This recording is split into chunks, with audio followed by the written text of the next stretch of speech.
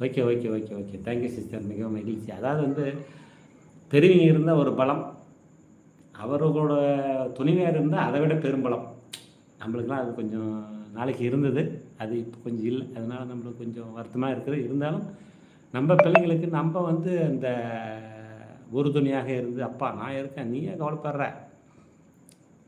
வா போலாம். ஜாலியா போலாம். காசு என்ன இன்னைக்கு வரும் நாளைக்கு போகும் ராஜா. காசு சம்பாதிச்சுக்கலாம்." நாம போய் ஜாலியாக என்ஜாய் பண்ணது வந்து ஒரு மனுஷன் வந்து இன்னைக்கெல்லாம் வந்து இன்னைக்கு இருக்கிற காலகட்டத்தில எப்படி போகுது, எப்படி வருதுலாம் தெரியாது.